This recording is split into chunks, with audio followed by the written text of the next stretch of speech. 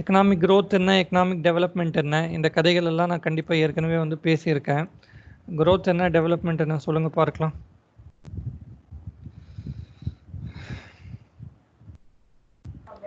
Sir growth வந்துட்டு quantity increase ஆகுறது, ம் டெவலப்மெண்ட் வந்துட்டு குவான்டிட்டி ப்ளஸ் குவாலிட்டி இன்க்ரீஸ் ஆகுது. குவான்டிட்டி கூட குவாலிட்டியும் இன்க்ரீஸ் ஆயிடணும்.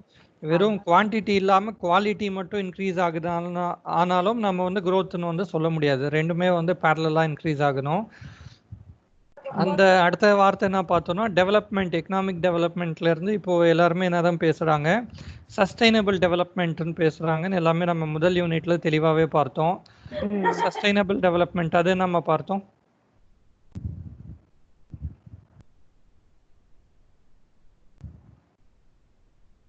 சஸ்டைனபிள் டெவலப்மெண்ட்ல நம்மளுடைய நேச்சரை வந்துட்டு இது பண்ணாம வித்தவுட் டேமேஜிங் என்விரான்மெண்ட், அதானே சார்? அவ்வளோதான், சிம்பிள். நமக்கு என்ன வேணுமோ எல்லாமே நம்ம வந்து எடுக்கலாம், எல்லாமே செய்யலாம். ஆனால் அது என்ன பண்ணக்கூடாதுன்னா வி ஷுட் நாட் டிகிரேட் தி என்விரான்மெண்ட்டை வந்து எந்த பாதிப்புக்கும் உள்ளாக்காமல் இருக்கணும் அப்படிங்கிறது தான். இப்போ இந்த இஐஏ பிரச்சனையும் தெளிவாக பார்த்தாவே அவங்க பேசுகிறது எல்லாமே என்ன தான் சஸ்டைனபிள் டெவலப்மெண்ட்டுன்னு அந்த இஷ்யூ தான் இந்தியாவில் இப்போது கரண்ட்டில் ஓடின்னு இருக்குது. சரி, என்ன இருக்குது இங்கே பார்த்துடலாம். Economic growth and development. As per the economist Amartya Sen, economic growth is one aspect of economic development. என்ன சொல்கிறாரு புரியுதா? எக்கனாமிக் டெவலப்மெண்ட்டுக்கு வந்து அதில் ஒரு பார்ட்டு தான் எக்கனாமிக் growth அப்படிங்கிற மாதிரி இங்கே வந்து சொல்கிறாரு. Also United Nations see it like this. Economic development focuses not only on man's materialistic need, but it focuses on overall development or rise in its living standard. இதெல்லாமே பார்த்தோம். அந்த development அப்படின்னு போயிடுச்சுனாவே என்ன ஆகுதுன்னா அவருடைய ஸ்டாண்டர்ட் ஆஃப் லிவிங், இங்கே living standard அப்படின்னு கொடுத்துருக்கான். இது டெவலப் ஆச்சுன்னா தான் என்னன்னு சொல்கிறோம் எக்கனாமிக் டெவலப்மெண்ட் இருக்குது. அந்த growth அப்படின்னா ஜிடிபி growth இருக்குனாவே கண்டிப்பாக என்ன சொல்லலாம், எக்கனாமிக் growth இருக்குன்னு சொல்லிடலாம். ஜிடிபி இன்க்ரீஸ் ஆச்சுன்னா எக்கனாமிக் growth இருக்குது. ஆனால் ஸ்டாண்டர்ட் ஆஃப் லிவிங் இம்ப்ரூவ் ஆச்சா அப்படின்னா சொல்ல முடியாது. ஸ்டாண்டர்ட் ஆஃப் லிவிங் எப்போ தான் சொல்ல முடியும்னா அந்த நாட்டில் வந்து எக்கனாமிக் டெவலப்மெண்ட் இருந்தால் தான் ஸ்டாண்டர்ட் ஆஃப் லிவிங் இம்ப்ரூவ் ஆகும். இங்கே நீங்கள் இந்த ரெண்டு வார்த்தைகள் பார்த்தா எக்கனாமிக் growth ஒரு சின்ன கான்செப்ட், நேரோவர் கான்செப்ட்டுங்கிற மாதிரி தான் சொல்கிறாரு. இது ப்ராடான விஷயம். நீங்கள் எக்கனாமிக் டெவலப்மெண்ட் அட்டைன் பண்ணணும்னா அட்டைன் பண்ணுறதுக்கு நமக்கு எது தேவை, எக்கனாமிக் growthம் தேவை. எக்கனாமிக் growth இருந்தால் தான் we can attain economic development அப்படிங்கிற மாதிரி இங்கே டாக்டர் அமர்த்தியா சென் சொல்கிறாரு. சரி, எக்கனாமிக் growth என்ன, இது பார்த்தது தான். It is the quantitative measure. குவான்டிடேட்டிவ்னா நம்பர், எண்ணிக்கையை வந்து சொல்கிறது. குவான்டிடேட்டிவ் நம்பராக வந்து இங்கே வந்து மெஷர் பண்ணுறோம். Which measures the rice in output produced. எவ்வளோ அவுட்புட், போன வருஷம் எத்தனை கிலோ அரிசி, எத்தனை கிலோ கோதுமை, எத்தனை கிலோ மண்ணெண்ணெய், மாற்றி மாற்றி என்ன பண்ணுறோம், இருக்கக்கூடிய எல்லா பொருட்களுக்கும் எவ்வளோன்னு மொத்தமாக சேர்ந்து தான் ஜிடிபி வருது. மொத்தமாக அதனுடைய வேல்யூ என்ன, போன வருஷம் எவ்வளோ இருந்துச்சு, இந்த வருஷம் எவ்வளோ இருக்குது, in its monetary value. Monetary வேல்யூனா ரூபாய் மதிப்பில் தான் என்ன பண்ணின்னு இருக்கோம், இதை வந்து பார்க்குறோம். In an economy or nation in a particular period in its monetary value. ஒரு நாடோ அந்த நாட்டினுடைய ஒரு குறிப்பிட்ட பீரியடுக்கு எடுக்கிறோம். அடுத்தது என்னன்னா அதனுடைய ரூபாய் மதிப்பிலே எடுக்கிறோம். ஜிடிபி ஆஃப் இந்தியா சொல்லும்போது நம்ம என்ன தான் சொல்கிறோன்னா 200 lakh crore இந்தியாவுடைய ஜிடிபி அப்படி தான் சொல்லிக்கிறோம். ஆனால் உலக அளவில் இது கம்பேர் பண்ணோன்னா அப்போ தான் என்ன பண்ணுறோன்னா we are converting to USD. இந்த யூஎஸ் டாலருக்கு கம்பேர் பண்ணிவிட்டு அப்போ எவ்வளோ வருது, இந்தியாவில் என்ன இருக்குன்னா 2.8 trillion யூஎஸ்டின்னு இருக்குது. இது உலக அளவில் பார்க்கும்போது எப்படி இருக்குன்னா, இதில் அவ்வளோதானே, ஏதாவது டவுட் இருக்கா இந்த மேலே பேராகிராஃபில்? The key parameters of economic growth in an or economic growthக்கு கீ பேராமீட்டர் என்ன மட்டும்தான் இங்கே பார்க்குறோன்னா கிராஸ் டொமஸ்டிக் ப்ராடக்ட் பார்க்குறோம், கிராஸ் நேஷ்னல் ப்ராடக்ட் பார்க்குறோம், வேறு எதுவுமே இல்லை. இந்த ரெண்டு விஷயங்களை வச்சு என்ன பண்ணிடுறோன்னா இதுவும் நம்ம தெளிவாக பார்த்துட்டோம். கிராஸ் நேஷ்னல் ப்ராடக்ட் என்ன, இந்த C+I+G+X-M+N+FIN வந்து நேற்று இந்த விஷயங்கள் பார்த்தோம். இந்த ரெண்டு விஷயம் வந்து எக்ஸாக்டாக எக்கனாமிக் growth பற்றி வந்து இங்கே பேசிடுது. அடுத்தது for example we say GDP of India is 2.8 trillion USD. இந்தியாவுடைய ஜிடிபி 2.8 trillion USD-யாக இருக்குது. $1 trillion எக்கனாமியாக இருக்குது. இதுதான் வந்து நம்ம கவர்மெண்ட் என்ன சொல்லின்னு இருக்குன்னா 5 trillion USD-யாக மாற்றணும் அப்படிங்கிறது தான் எங்கள் டார்கெட் அப்படின்னு வந்து சென்ட்ரல் கவர்மெண்ட் பேசின்னு இருக்காங்க. 5 trillion எக்கனாமியாக மாற்றணும்னு. அதெல்லாம் கொஞ்சம் தேடி பாருங்கள் என்ன பேசுகிறாங்கன்னு. அடுத்தது உலக அளவில் பார்த்தா ரேங்க்டு 16 குளோப், வேரஸ் இந்த வேல்யூ வந்து 6வது இடத்துல இருக்குது ஜிடிபி கான்ட்ரிபியூஷனில். Whereas GDP of United State is 19.3 trillion USD and ranked 1. It shows how much the production of goods and services has increased compared from last year. இது எவ்வளவு, ரொம்ப simple. GDP என்ன பண்ணுது, போன வருஷத்துக்கும் இந்த வருஷத்துக்கு எவ்வளவு இன்க்ரீஸ் ஆயிருக்கு அப்படிங்கிறத வந்து குவான்டிடேட்டிவ் மேனரில் சொல்லுது. It has many parameters to measure and few of them are human resource. They are natural resource, advancement in technology, capital formation. அது இந்த பேராமீட்டர் ஜிடிபியை வந்து மெஷர் பண்ணுறதுக்கு it has many parameters to measure and few of them are human resources. Human resourceங்கிறது இந்த மனித வளம்னு சொல்லும்போது இங்கே என்ன ஆகுதுன்னா, இதை இம்ப்ரூவ் பண்ணுறதுக்காக இந்தியன் கவர்மெண்ட் இப்போ நிறைய திட்டங்களும் கொண்டு வந்துன்னு இருக்குது. ஸ்கில் டெவலப்மெண்ட்டுக்காக வந்து நிறைய திட்டங்கள் இருக்குது. NSDC, national skill development corporation. ஸ்கில்னால் எல்லாமே ஸ்கில்லு தான். இப்போ என்ன பண்ணுறாங்க, ஒரு குட்டியாக ஒரு பெட்டி கடை மாதிரி ஒரு விஷயத்தையோ அல்லது ஒரு ஸ்டால் போட்டுன்னு அந்த பெட்டி கடையில் வந்து ஒரு விஷுவலி சேலஞ்சோ அல்லது வந்து சம் சேலஞ்சு பீப்புளுக்கு என்ன பண்ணுவாங்க, அவர்களுக்குன்னு வந்து நீங்கள் சோப் போட்டு விற்கலாம், அல்லது வந்து உமன் குரூப்ஸ்க்கு வந்து பண்ணி கொடுக்கறது, அல்லது படித்த பசங்களுக்குன்னே அப்படி பண்ணி கொடுக்குறாங்க. அப்படின்னா ஏதோ ஒரு விஷயம் பண்ணணும், அவங்க வந்து இன்கம் ஜென்ரேட் பண்ணணும். இன்கம் ஜென்ரேட் ஆகிடுச்சுனாவே என்ன ஆகிடும்னு பார்த்தீங்கன்னா, இந்த இடத்துல இப்போ நம்ம பார்லிமெண்ட்லேயே பேசுனாங்க, பக்கோடா விற்கிறது கூட என்னதான் இன்கம் தான் ஜென்ரேட் பண்ணுதுன்னு பார்த்தா எல்லாமே அதுதான். எதை பண்ணாலுமே எது கூட வந்து சேர்ந்துடும்னா ஜிடிபிக்குள்ளே வந்து அது சேர்ந்துடும். எக்கனாமிக் க்ரோத் இங்கே வந்து எதுவும் பெருசாக இல்லை. மொத்தமாக வேல்யூ எவ்வளோ ப்ரொடியூஸ் ஆகிருக்கு அப்படிங்கிறது தான். இந்த எக்கனாமிக் க்ரோத் வந்து ரெண்டு விஷயங்களை வச்சு நம்ம ஈஸியாக சொல்லிடுறோம். கிராஸ் டொமஸ்டிக் ப்ராடக்ட்டும் கிராஸ் நேஷ்னல் ப்ராடக்ட்டும். இந்தியாவுடைய இந்த ஜிடிபி எவ்வளோ இருக்குன்னா 2.8 trillion USD-யாக இருக்குது, 6ஆம் இடத்துல இருக்குது உலக அளவில். நம்ம இன்னொரு விஷயம் பார்த்தோம், ஜிடிபி இன் டேர்ம்ஸ் ஆஃப் PPPன்னு வந்து ஃபஸ்ட் யூனிட்டில் பார்த்தோம். ஜிடிபி இன் டேர்ம்ஸ் ஆஃப் PPPன்னு பார்க்கும்போது உலக அளவில் இந்தியா எந்த இடத்துல இருந்துச்சுன்னா 3ஆம் இடத்துல அந்த விஷயம் இருந்தது, GDP in terms of PPP. But எக்ஸாக்டாக ஜிடிபி வேல்யூன்னு பார்க்கும்போது 6ஆம் இடத்துல இருக்குது. ரெண்டும் தெளிவாக ஞாபகம் வச்சுக்கோங்க. ஜிடிபியில் 6th, GDP in terms of PPPயில் 3rd place. Then economic development projects a broader picture of an economy which takes into account an increase in production level or output of economy along with அந்த output என்ன இருக்குது, என்ன இது, அது எல்லாமே increase in output எல்லாமே பார்க்குது. Okay, along with எது கூடனா improvement in living standard of its citizen. Standard of living என்ன இருக்கணும், அந்த இடத்துல கண்டிப்பாக இன்க்ரீஸ் ஆகி இருக்கணும். இப்போ ஸ்டாண்டர்ட் ஆஃப் லிவிங் எப்படி எல்லாம் பார்க்குறோம் அப்படின்னா, முன்னாடி 1990s வந்து எங்கள் கிராமத்தில் எல்லார் வீட்லேயும் டிவி இருந்துச்சு அப்படின்னு பார்த்தா டிவி எல்லாம் கொஞ்சம் அபூர்வமாக தான் இருந்தது. ஒரு 2000க்கு பிறகு தான் என்ன ஆகுதுன்னா 1995 போல தான் என் வீட்டுக்குள்ளே டிவி வந்தது. டெலிஃபோன் கனெக்ஷன் எல்லாருக்கிட்டேயும் இருந்துச்சு அப்படின்னு பார்த்தா டெலிஃபோன் கனெக்ஷனுக்கும் எங்கள் கிராமத்தில் எங்கள் வீட்டுக்கு கொஞ்சம் முன்னாடியே வந்தது. எல்லோரும் ஃபோன் நம்பர் கொடுத்து வச்சுட்டு என்ன பண்ணுவாங்க, மும்பையிலேருந்து கால் வந்திருக்கு அவங்கள கூப்பிடுங்க அப்படின்னு சொன்னால் அடுத்தடுத்த வீடுன்னு வந்து கத்தியே கூப்பிடுவாங்க. இதெல்லாம் நடந்திருக்கு. ஆனால் இப்போ என்ன ஆயிடுச்சுன்னா ஸ்டாண்டர்ட் ஆஃப் லிவிங் இம்ப்ரூவ் ஆகிட்டு எல்லாருக்கிட்டையுமே என்ன இருக்குது, மொபைல் கனெக்ஷனே கையில் வந்திருக்கு. அப்போ கண்டிப்பாக என்ன சொல்லலாம், இந்த இடத்துல வந்து டெவலப்மெண்ட் இருக்குது கண்டிப்பாக. ஆனால் டெவலப்மெண்ட்டுன்னு பார்த்தாலும் இன்னும் நம்ம தெளிவாக பார்க்கணும், நமக்கு எதில் டெவலப்மெண்ட் வந்து தேவை. இந்த சஸ்டைனபிள் டெவலப்மெண்ட்டுன்னு நீங்கள் கம்பேர் பண்ணி பார்த்தீங்கன்னா எதில் தேவைன்னா, இது ரீசெண்டாக இன்னொரு விஷயம் நான் பார்த்தேன். அந்த பீரியடில் என்ன ஆச்சுன்னா, ஒரு கால் பண்ணுறதுக்கு ஒரு நிமிஷத்துக்கு 20 ரூபா ஆச்சு. ஒரு 2000 போல் பார்த்தா ஒரு பர் மினிட் வந்து 20 ரூபா. அப்போது ஒரு வடை எவ்வளோ தான் இருந்துச்சுன்னா 50 பைசா, 1 ரூபான்னு தான் இருந்துச்சு. இன்றைக்கி பார்த்தா என்ன ஆயிடுச்சுன்னா, நம்ம டெவலப்மெண்ட்டுன்னு சொல்கிறது இந்த டெக்னாலஜி எப்படி பண்ணி விட்டுடுச்சுன்னா, அந்த ஒரு கால் இன்றைக்கி வந்து 1 ரூபா, இன்னும் சொல்லப்போனால் ஃப்ரீ காலுங்கிற மாதிரி கூட பண்ணி விட்டாங்க. ஆனால் அந்த ஒரு வடை என்ன இருக்குன்னா 20 ரூபான்னு மாறி இருக்குது. நம்ம சில விஷயங்கள் இங்கே என்ன பண்ணணும்னா இன்னும் ப்ராடாக போயிட்டு அந்த 1 ரூபான்னு இருந்த வடை வந்து 20 ரூபாய்க்கு வந்திருக்குன்னா அது கண்டிப்பாக என்ன ஆகுதுன்னா, அது நல்லதா அல்லது வந்து இந்த டெலிஃபோன் கால் வந்து குறைஞ்சிருக்கிறது நல்லதான்னு இன்னும் கொஞ்சம் வந்து அனலைஸ் பண்ணணும். சில பிரச்சனைகள் இருக்குது, இன்னும் தெளிவாக பார்க்கணும். எதுல வந்து இன்ஃப்ளேஷன் வந்துன்னு இருக்கு, ஏன் அந்த வேல்யூ அதிகமாக இருக்கு, எல்லாமே கொஞ்சம் டீப்பாக நம்ம பார்க்கணும். It focuses more on socio economic factor.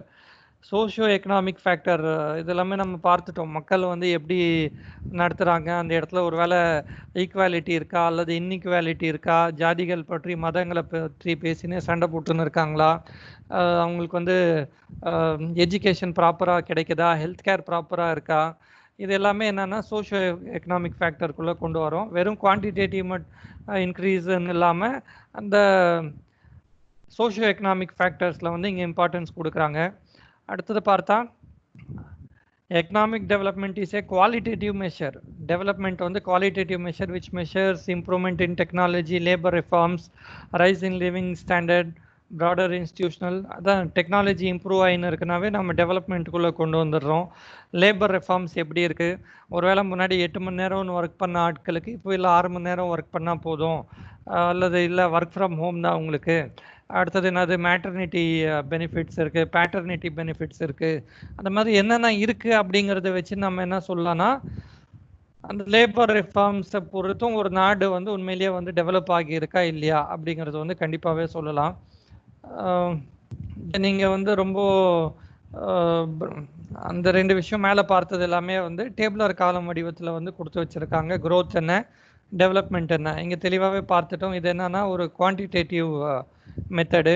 இங்கே என்ன பார்க்குறோன்னா, it considers rise in output rise ஆகணும், கண்டிப்பாக குவான்டிட்டியும் இன்க்ரீஸ் ஆகணும், along with advancement of HDI index. ஹெச்டிஐயில் என்னென்ன இருக்குங்கிறதும் நம்ம ஏற்கனவே வந்து பார்த்துட்டோம் இந்த இடத்துல. which considers a rise in living standard, advancement in technology and overall happiness index of a nation. அந்த நாட்டில் இருக்கக்கூடிய மக்கள் வந்து ஓவராலாக சந்தோஷமாக இருக்காங்களா இல்லையா.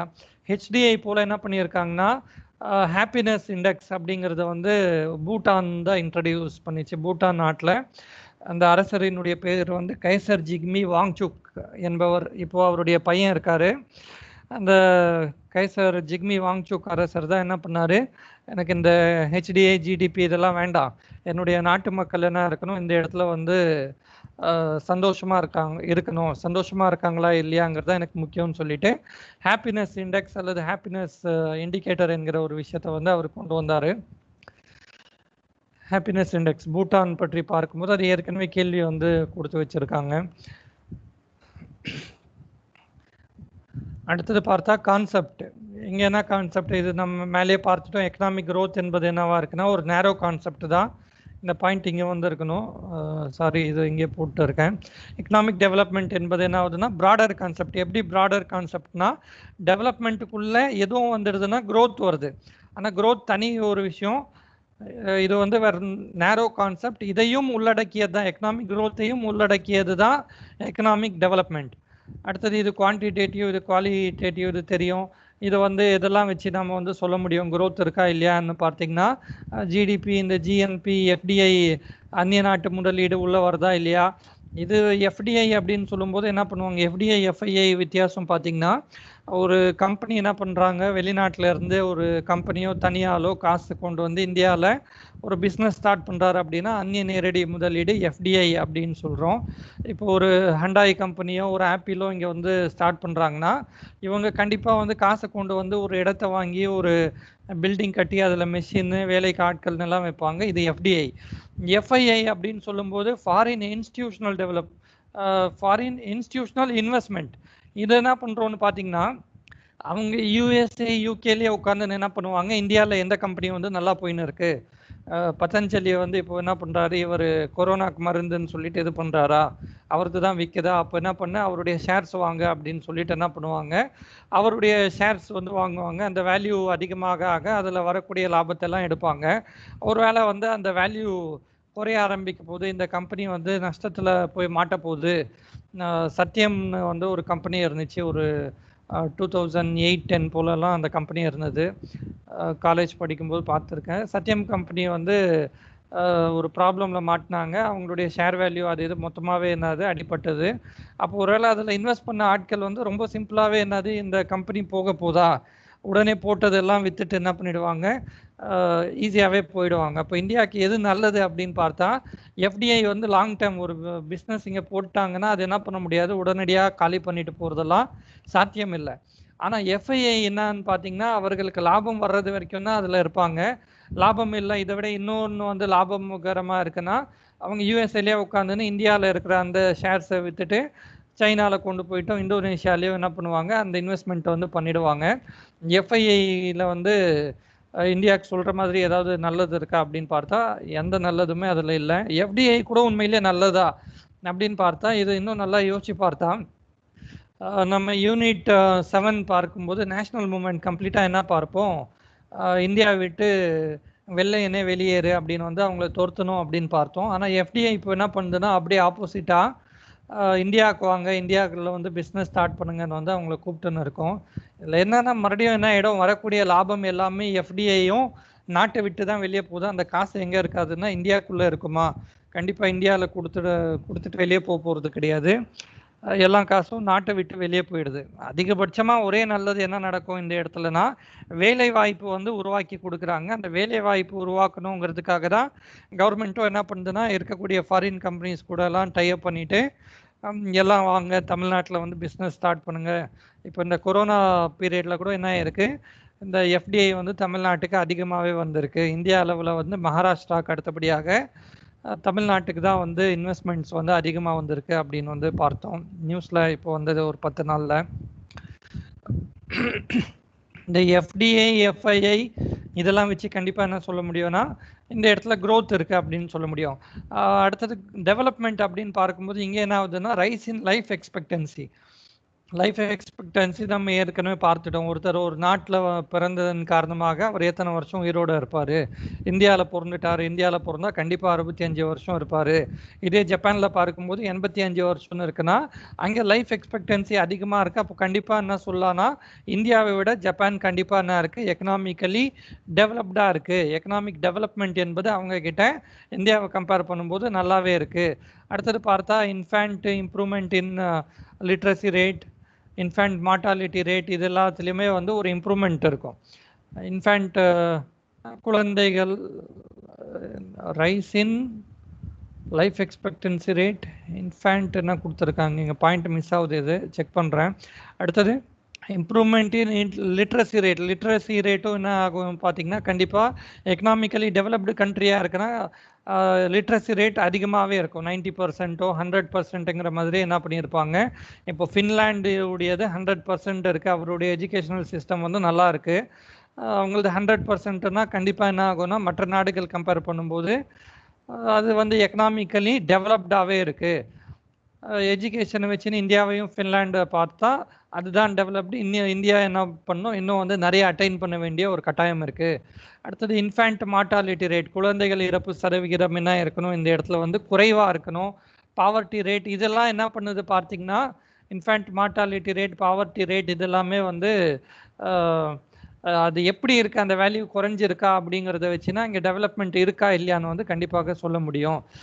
க்ரோத் என்பது என்ன சொல்கிறோன்னா ஷார்ட் டேர்ம், போன வருஷம் எவ்வளோ ஜிடிபி, இந்த வருஷம் எவ்வளோ ஜிடிபின்னு ரெண்டையும் கம்பேர் பண்ணால் நம்ம கண்டிப்பாக வந்து அந்த இடத்துல எக்கனாமிக் க்ரோத் என்ன இருக்குது, 6% இருக்குது, 7% இருக்குதுன்னு சொல்ல முடியும். ஆனால் டெவலப்மெண்ட் என்பது என்ன ஆகுதுன்னா லாங் டேர்மில் வந்து அட்டைன் பண்ணக்கூடியது. உடனடியாக என்ன பண்ண முடியாது, ஒரே வருஷத்தில் வந்து லிட்ரஸி ரேட் வந்து இன்க்ரீஸ் பண்ணிட முடியுமா, நல்லது வந்து ஹெல்த் கேரை வந்து இம்ப்ரூவ் பண்ண முடியுமானா கண்டிப்பாக இது வந்து லாங் டேர்மில் நடக்கக்கூடியது. இதுக்கு வந்து நிறைய பிளான் பண்ணி வந்து இந்த விஷயத்தை வந்து அட்டைன் பண்ண வேண்டியதாகுது. ஆனால் இது என்ன இருக்குன்னா வருஷம் வருஷம் ஷார்ட் டேர்மில் வந்து க்ரோத் என்பது மாறின்னு இருக்கும். இந்த நேஷன்ஸ் என்ன ஆகுது பார்த்தீங்கன்னா இந்த இடத்துல வந்து டெவலப்டு நேஷன்ஸாக இருக்குது.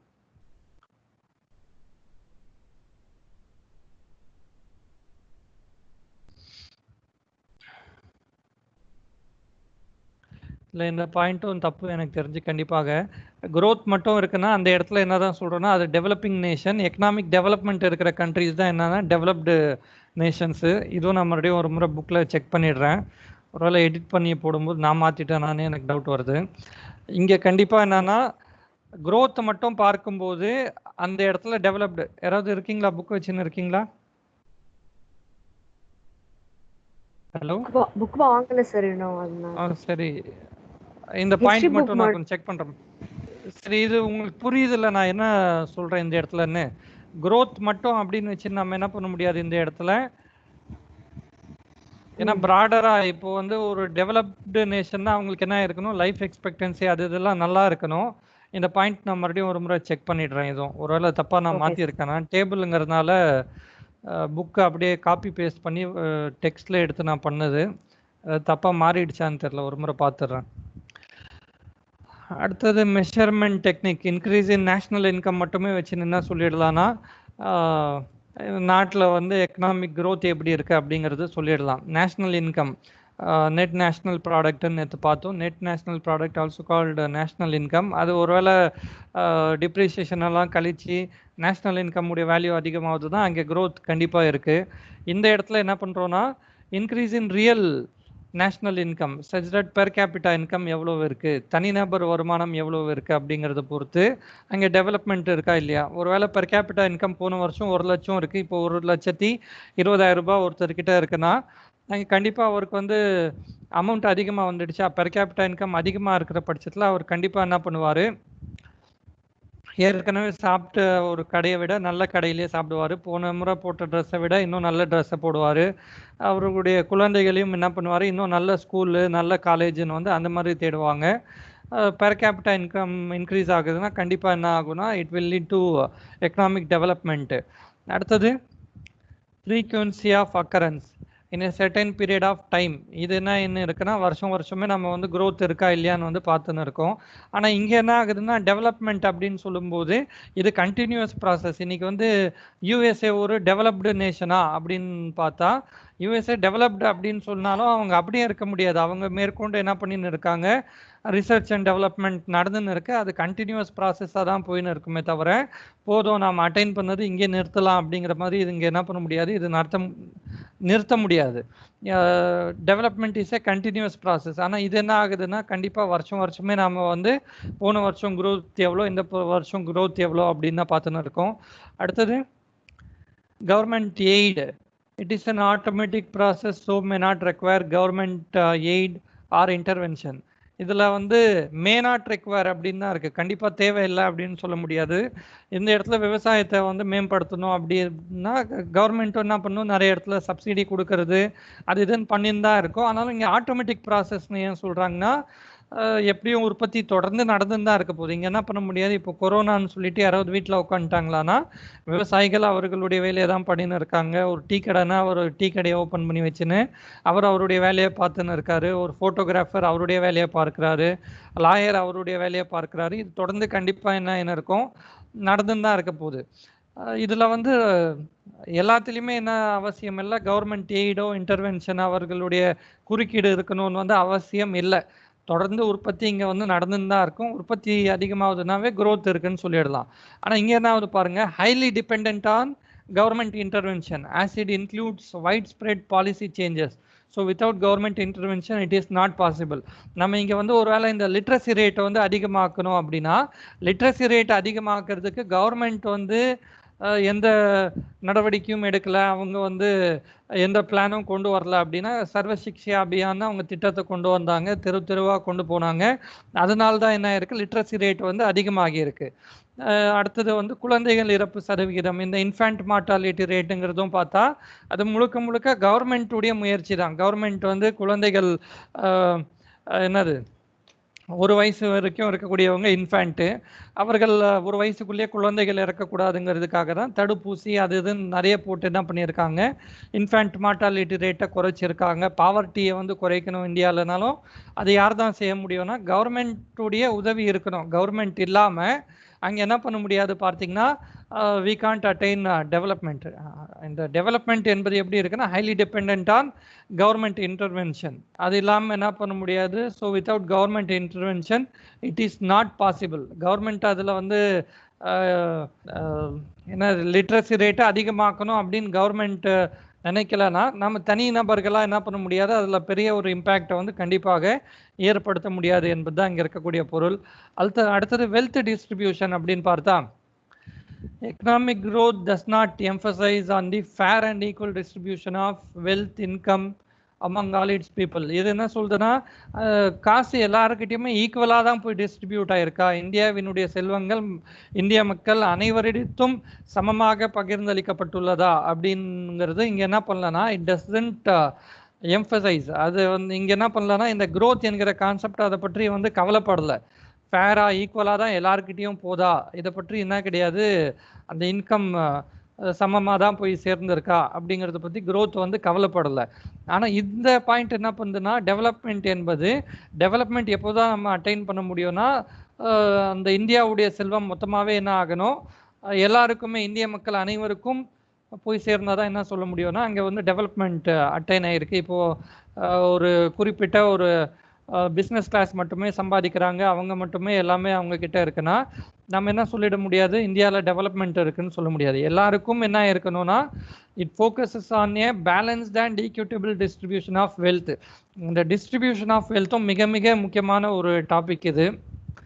இது என்ன ஆகக்கூடாதுன்னா ஒரு தனிநபர்கிட்டயோ அல்லது ஒரு குடும்பத்தார்கிட்டயோ அல்லது ஒரு மாநிலம் ஒரு மொழி பேசுபவர்கிட்டன்னு வந்து அவங்க மட்டுமே சம்பாதிக்கக்கூடிய ஆட்கள் அப்படின்னு ஆகிடக்கூடாது. இந்தியாவில் இருக்கக்கூடிய எல்லா மக்களும், ஒருவேளை நார்த் ஈஸ்டில் நாகாலாண்டில் இருக்காங்களோ மிசோரமில் இருக்கக்கூடிய ட்ரைபாக இருந்தாலும் அவர்களுக்கும் என்ன ஆகணும், இந்தியாவுடைய செல்வங்கள் எல்லாமே போயிட்டு அவர்களுக்கும் ஒரு ஷேர் போய் சேரணும். இந்தியாவுடைய செல்வம்னா எல்லாமே இப்போ ஒருவேளை லிக்னைட் வந்து தோண்டி எடுக்குதுன்னா அதன் பெனிஃபிட் யாருக்கும் போய் சேரணும், கண்டிப்பாக வந்து இந்திய மக்கள் அனைவருக்கும் போய் சேரணும் அப்படிங்கிற மாதிரியான ஒரு கான்செப்ட் தான் இந்த டெவலப்மெண்ட் என்பது. ஆனால் growth என்ன பண்ணோம்னா மொத்தமாக ஜிடிபி பார்க்கும். ஜிடிபி 200 லட்சம் கோடியில் நம்ம நேற்று பார்த்தோம், இவர் ஒரே ஆள்கிட்ட எவ்வளோ போகுது, அம்பானி கிட்ட 5 லட்சம் கோடி இருக்குது. அப்போது இந்தியாவுடைய ஜிடிபிலே ஒரு 3% ஆஃப் தி ஜிடிபி கிட்ட என்ன பண்ணியிருக்காரு, அவர் கையில் வச்சுன்னு இருக்காரு. இங்கே ஃபேர் ஈக்குவலாக இருக்கா அப்படின்னு பார்த்தா கண்டிப்பாக கிடையாது. இந்த டாப்பிக்கும் கொஞ்சம் பார்த்து வைங்க. எக்கனாமிக் growth வெர்சஸ் டெவலப்மெண்ட் வந்து ஒரு வேளை டிஃப்ரென்ஷியேட்னு வந்து கேள்வி கேட்டாங்கன்னா அப்படியே இருக்கக்கூடிய இந்த பாயிண்ட்ஸ் தான் இங்கே வந்து எழுதி ஆகணும், பார்த்துடுங்க. அடுத்தது டெவலப்மெண்ட் பாத் பேஸ்ட் தான். இப்போது பார்த்ததுல ஏதாவது டவுட் இருக்காங்க? கிராஸ் நேஷனல் ஹாப்பினஸ் பூட்டான் சொல்லுங்க. No sir, easy. சார் நம்ம நேத்து பார்த்தோம்ல சார்,